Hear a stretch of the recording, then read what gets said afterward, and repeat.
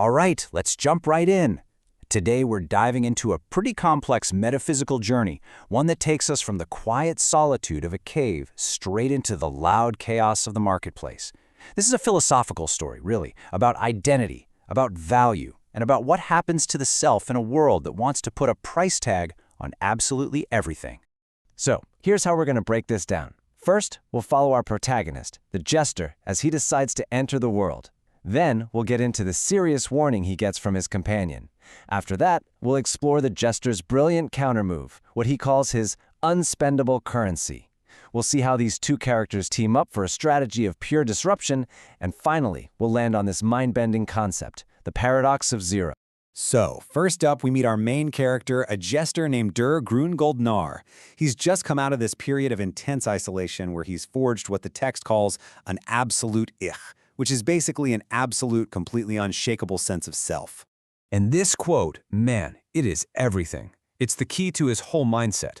He's reached a point where his self-worth is so solid, so internal, that he doesn't need anyone else to clap for him. His laughter, his truth, doesn't need an echo to be real. So, with this new strength, he makes a huge move.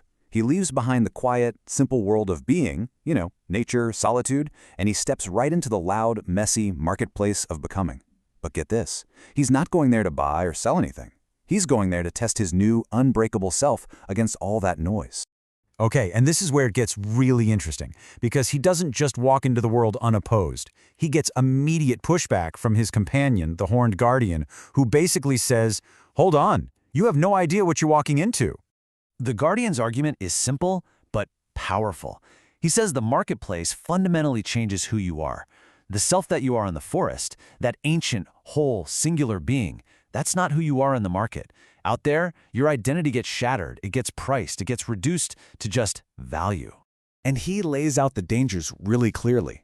Society, which he calls the herd, is going to try and boil the Jester's unique identity down to something it can weigh and measure and, eventually consume.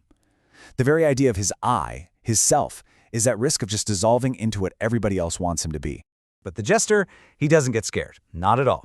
Instead, he comes back with this incredible philosophical judo move, basically planning to use the market's own logic against it. He pulls from this philosophical idea, Fichte's second principle.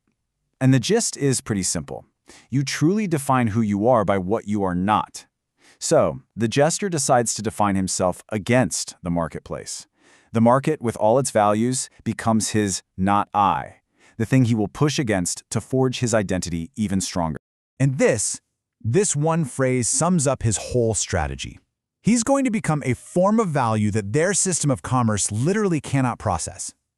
He'll be a currency they can see, they can want, but they can never, ever spend. He looks at all the merchants and sees this huge, fundamental mistake in their thinking. He calls them divisible selves.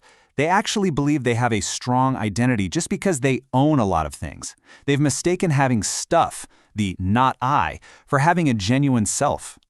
So for him, their entire reality, this bustling marketplace they think is so real and important, is just a stage play. It's an illusion. And he's about to walk on stage and be the one to remind all the actors that they're just wearing masks. So, let's put these pieces together. This isn't just the Jester going rogue anymore. He and the Guardian now have a unified mission, what they call ontological disruption, which is a fancy way of saying they plan to break the very reality of the marketplace. In this plan, the Guardian's role is to be the anchor. He's the stable, grounding force. He represents the unchanging, absolute truths of the earth, a pillar of stability in the middle of the chaos they're about to unleash. The Jester, on the other hand, he's the lightning bolt.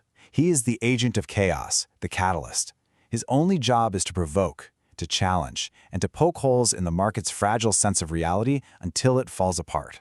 And together, their whole mission boils down to teaching one single powerful lesson. Real power, true sovereignty, it's not about what you own. It's about achieving a kind of freedom where you can genuinely, truly laugh at the whole idea of ownership itself. All of this builds to a final showdown, a moment where they're going to present the merchants with a paradox, a concept so alien to their world that it's designed to break their entire system of thought. As the Jester prepares to face the merchants with their scales and their coins, he brings a single question with him, a question their system just has no answer for. In a world where everything has a price tag, what is the ultimate value? And the answer is zero. That's the paradox of the sovereign fool. The value of a truly sovereign soul, an identity that refuses to be measured or sold, is a number their system just can't compute. It's unpriceable. Its value is a powerful, absolute zero that breaks all their equations. And it kind of leaves us with a question for ourselves, doesn't it? What in our own lives are we putting a price on that should, maybe, just remain priceless?